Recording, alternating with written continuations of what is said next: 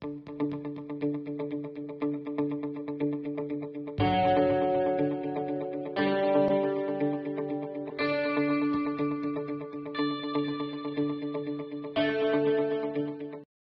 children, how are you all? Welcome to EVS class. Today we are going to learn about lesson number 25, Our State, Our Pride.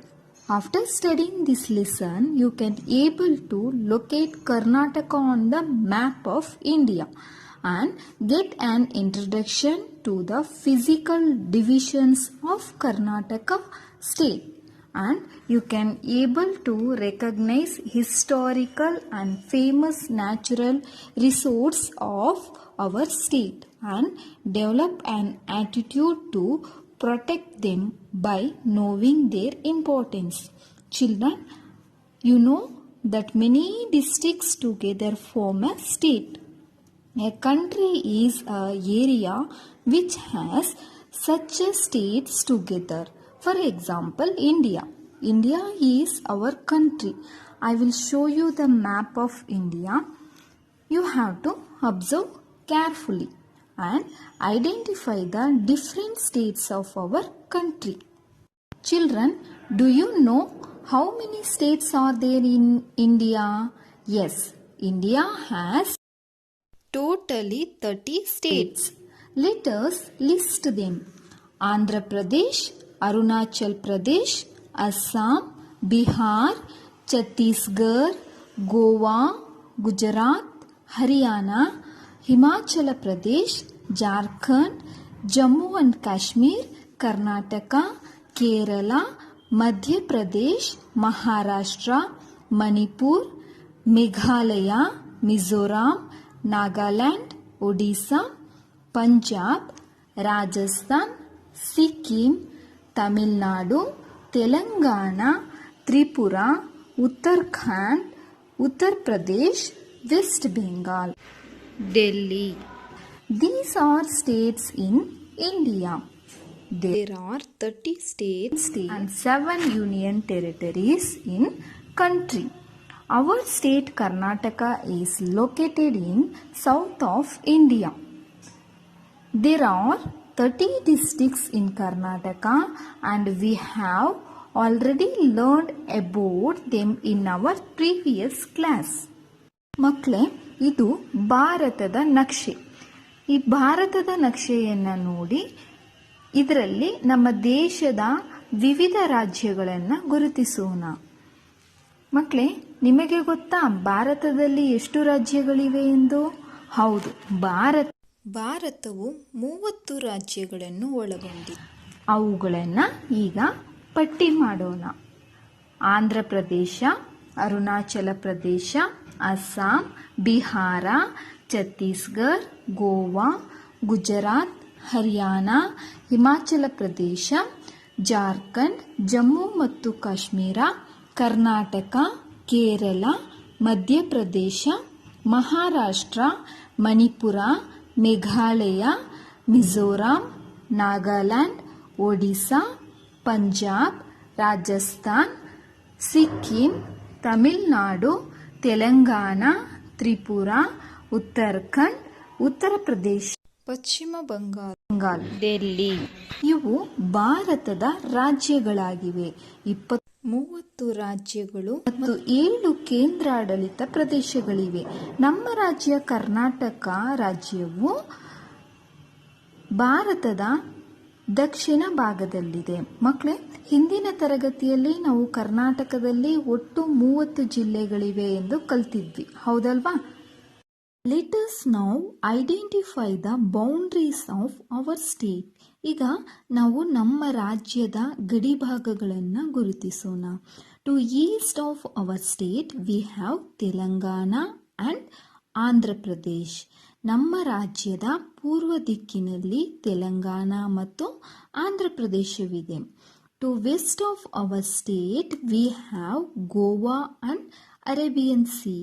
ನಮ್ಮ ರಾಜ್ಯದ ಪಶ್ಚಿಮಕ್ಕೆ ಗೋವಾ ಮತ್ತು Arabian ಸಮುದ್ರವಿದೆ.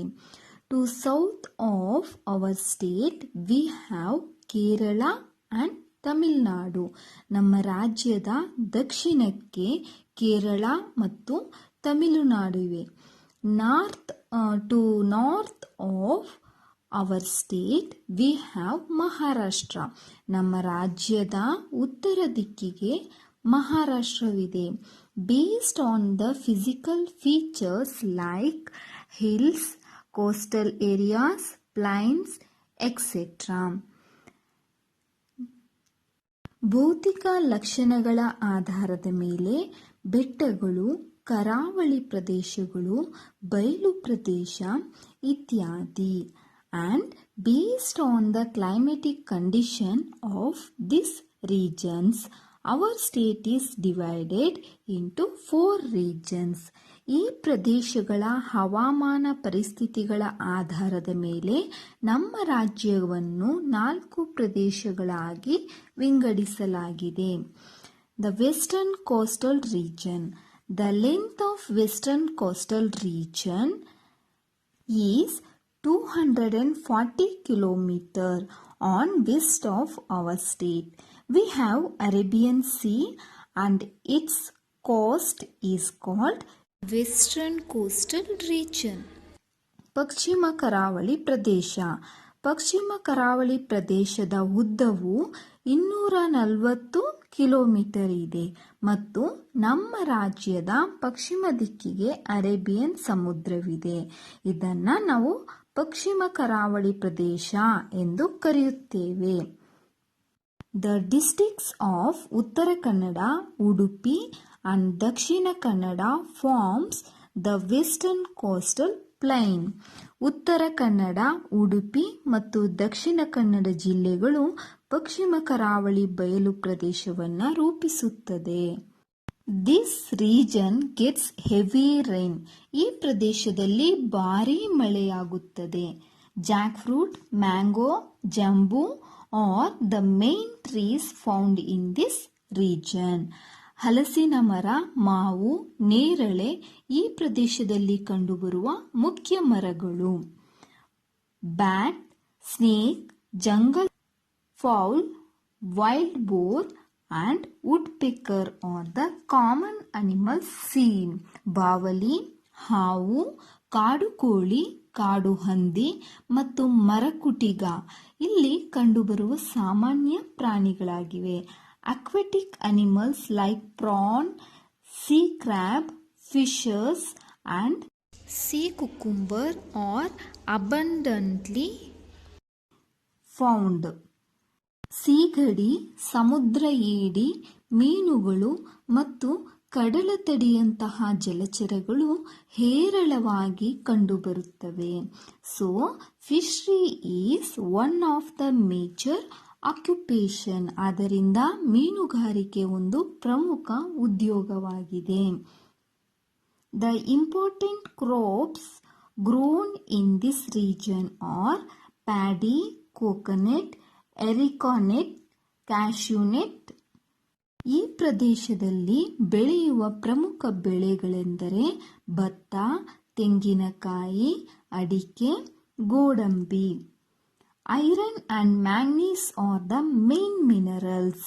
ಕಬ್ಬಿಣ ಮತ್ತು manganese ಮುಖ್ಯ ಖನಿಜಗಳಾಗಿವೆ. Karwar, Mangaluru, Udupi are the main cities present here. Karwar, Mangaluru, Udupi ಪ್ರಮುಖ ನಗರಗಳಾಗಿವೆ. It is also called as ಕೊಂಗನ್ cost. ಇದನ್ನು ಕೊಂಗನ್ ಕರಾವಳಿ ಎಂದು ಕರೆಯುತ್ತಾರೆ. The next region is Malenad region. Malenad means region of mountains. District of Chikkamagaluru, Shivamogga, Hassan, Kodagu and Belagaum comprise the Malenad region. The important cities in Malenadu region are Madikeri, Chikamagaluru, Shivamogga, Hassan, Belagavi. Manganese and iron are main minerals. This region gets heavy rain. Sandalwood, jackfruit, hebbalasu, honne, silk cotton tree, teak, nandi, rosewood are the main trees. Agriculture is the main occupation. Paddy, coconut, arecanut, black pepper, betel leaves, coffee, cardamom, tea, and spices are the major crops found here. Bison, deer, tiger, elephant, squirrel, wild rat are common animals. It consists of range of Western Ghats. It is also called Sahyadri. It is about 400 km in length. ಮುಂದಿನ ಪ್ರದೇಶ ಮಲೆನಾಡು ಪ್ರದೇಶ.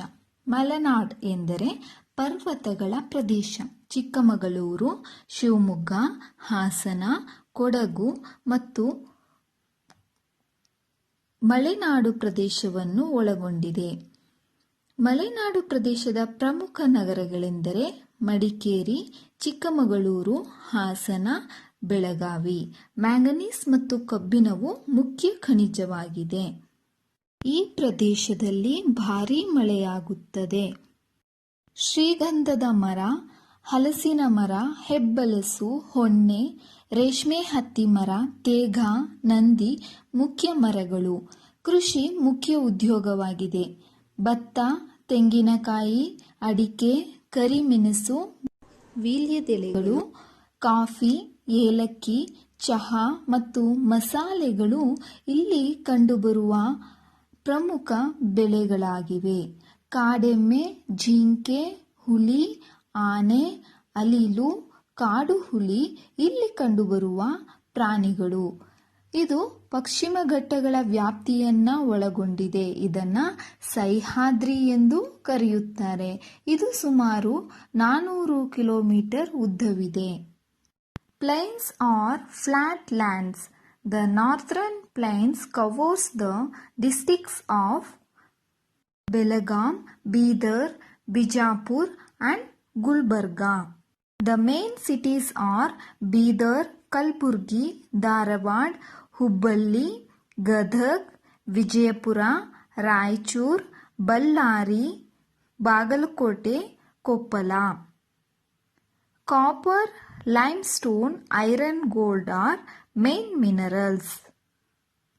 Monitor lizard, garden lizard, snake, wolf, fox, hyena and mongoose are wild animals. Agriculture is the major occupation. Wheat, jowar, bajra, millet, tobacco, sugarcane, groundnut and oil seeds are the major crops. This region low rainfall. Shrubs, thorns, bubble tree, elephant, apple, gooseberry, soapnut tree. This region is 350 to 600 meters above the sea level. It is a plain land. The southern plains of Karnataka includes districts of Bangalore urban, Bangalore rural, Hassan, Kodagu, Kolar, Mandya, Mysore and Tumkur.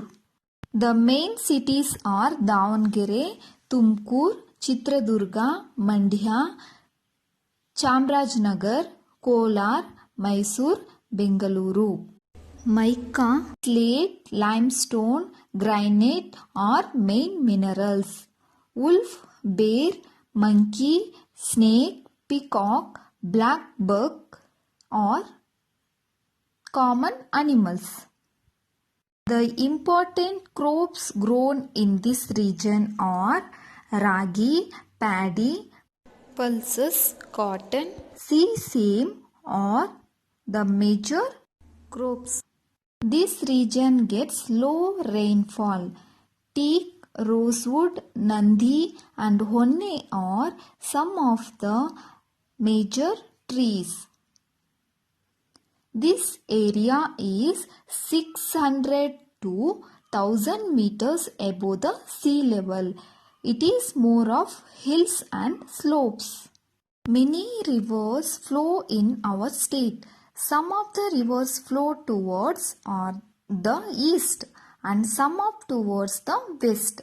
Let us classify the west and east flowing rivers. West flowing rivers. Ghataprabha, Sharavathi, Kali, Kaveri, Netravati. East flowing rivers. Hemavathi, Kaveri, Kabini, Krishna, Bima, Tungabhadra, Malaprabha.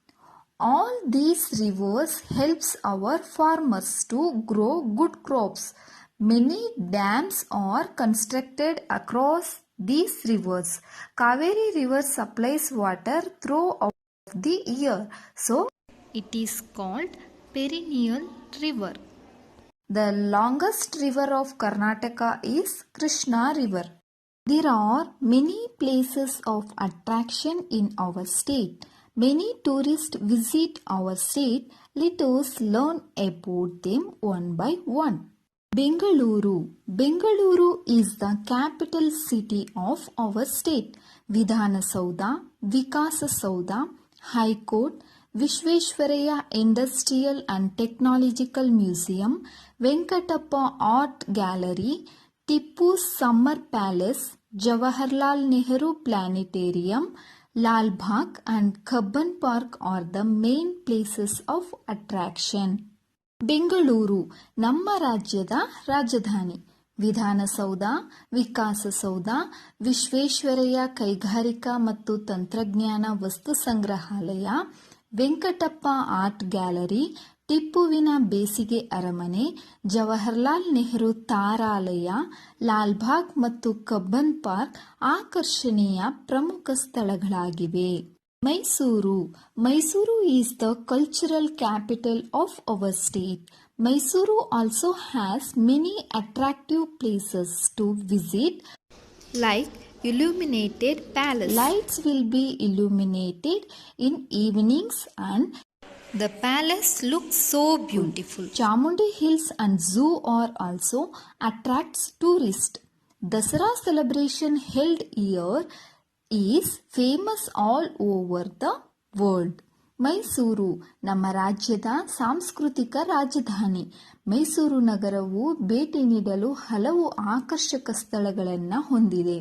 ದೀಪಗಳು ಸಂಜೆಯ ಸಮಯದಲ್ಲಿ ಪ್ರಕಾಶಿಸಲ್ಪಡುತ್ತದೆ ಮತ್ತು ನೋಡಲು ತುಂಬಾ ಆಕರ್ಷಕವಾಗಿ ಕಾಣುತ್ತದೆ. ಚಾಮುಂಡಿ ಬೆಟ್ಟ ಮತ್ತು ಮೃಗಾಲಯಗಳು ಪ್ರವಾಸಿಗರನ್ನ ಆಕರ್ಷಿಸುತ್ತದೆ. ಇಲ್ಲಿ ನಡೆಯುವ ದಸರಾ ಆಚರಣೆ ಪ್ರಪಂಚಾದ್ಯಂತ ಪ್ರಸಿದ್ಧವಾಗಿದೆ. In our district too we have important towns like Chamarajanagar, Kollegal, Hanur, Gundalpet, Elandur. The rulers who ruled Karnataka had left many monuments. These historical places also attract tourists. Hampi. Hampi is in Ballari district now.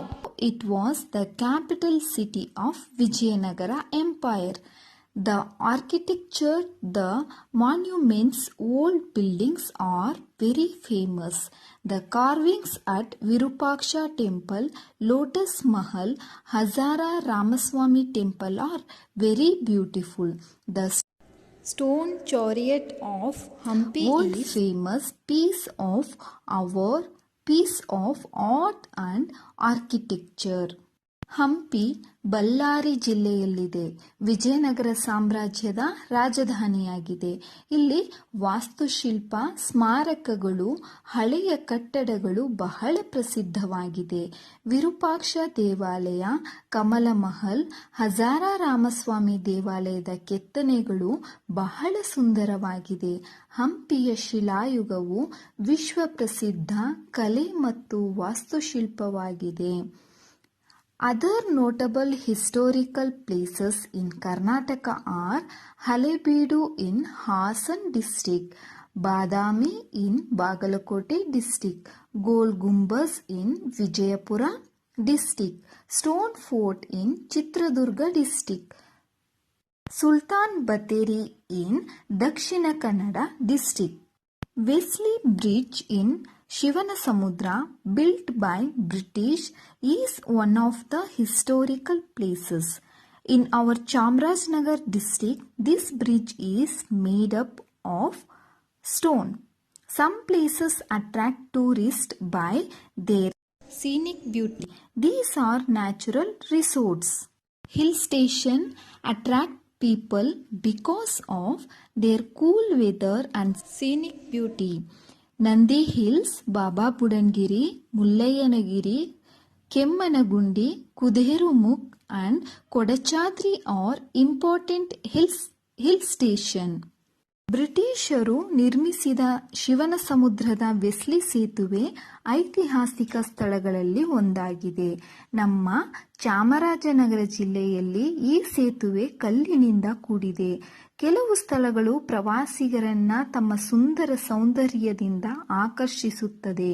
ತಂಪಾದ ಹವಾಮಾನ ಮತ್ತು ರಮಣೀಯ ಸೌಂದರ್ಯದಿಂದಾಗಿ ಈ ಗಿರಿಧಾಮವು ಜನರನ್ನು ಆಕರ್ಷಿಸುತ್ತದೆ.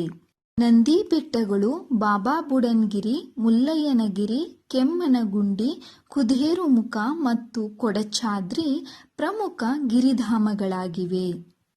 There are many beautiful beaches in Ullal, Mangaluru, Malpe and Karavara, Jog Falls of Shivamogga district, Shivana Samudra of Mandya district and Gokak Falls of Belagavi district are very beautiful.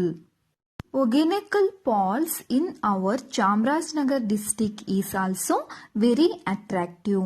Wildlife sanctuaries of Bandipura and Nagarahole and bird sanctuaries of Ranganatittu and Kokkarebelluru are the main attractions for the people.